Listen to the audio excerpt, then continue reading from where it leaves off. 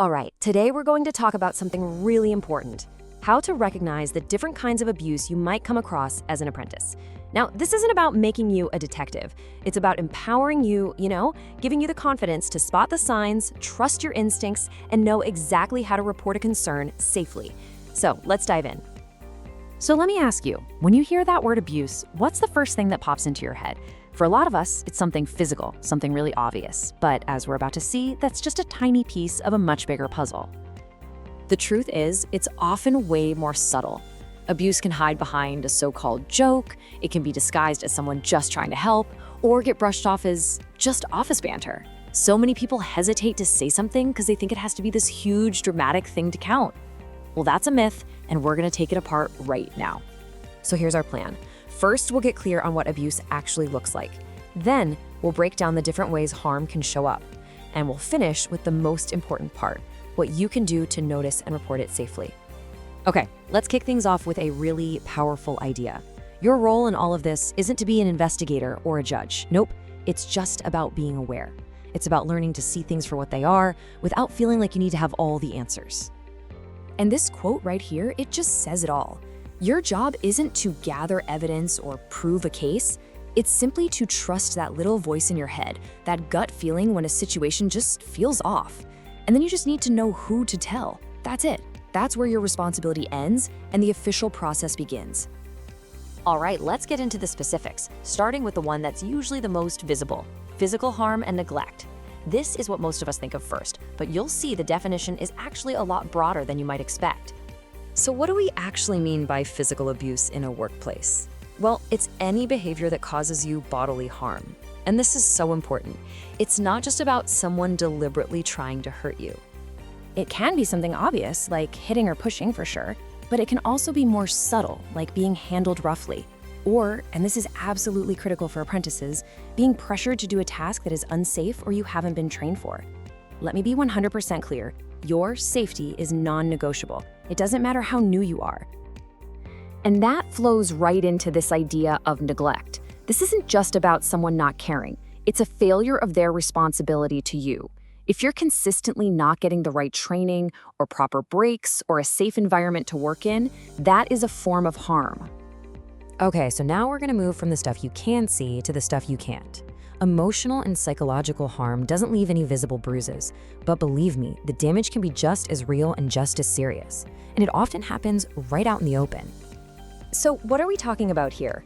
Well, emotional abuse is basically any behavior that systematically chips away at a person.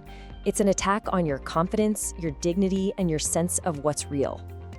And it can look like a lot of different things. We're talking about that constant criticism that's framed as just feedback, being humiliated in front of others, but being told it's just a joke, or even gaslighting, which makes you question your own sanity. The common thread here?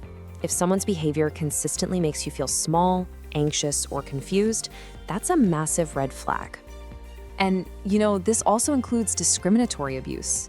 Being treated unfairly because of who you are, your race, gender, sexuality, a disability, anything, is completely unacceptable.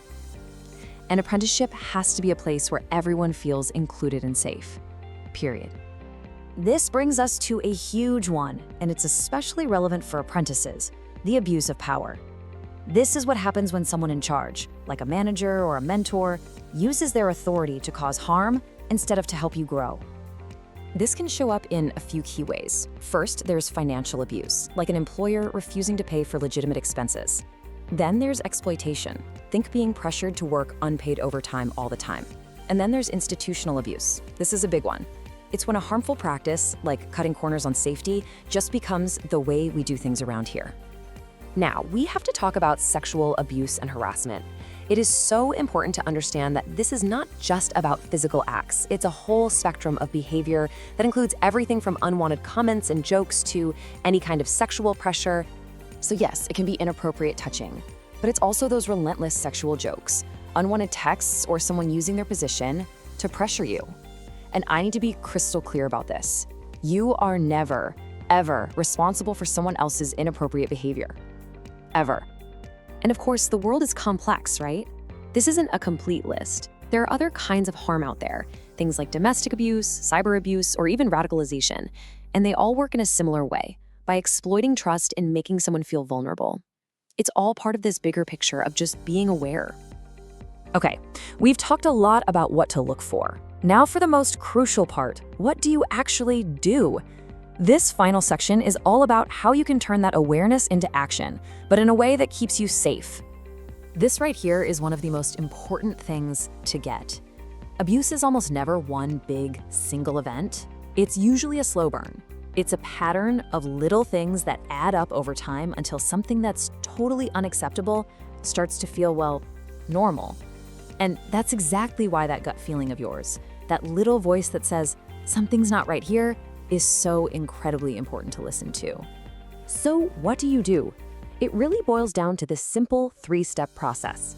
Number 1, trust your instincts. If it feels wrong, it probably is. Number 2, raise your concern. Tell the right person. And number 3, let the safeguarding team handle it. That's literally their job. I know what you might be thinking. The biggest fear is, what if reporting this makes things even worse for me? And that is a totally valid concern. But you need to know that safeguarding systems are built specifically to prevent that. They are designed to be confidential and to protect you from any kind of backlash. You will be supported. And let's just reframe this whole thing for a second. This isn't about making you paranoid or suspicious of everyone around you. Not at all. This is about self-worth. It's about really, truly understanding that you, as an apprentice, as a human being, have an absolute right to feel safe, respected, and supported at all times. So, I'll leave you with this final thought. Now that you know all the different shapes abuse can take, and you know there are procedures in place designed to protect your voice, what are you going to do the next time something just doesn't feel right?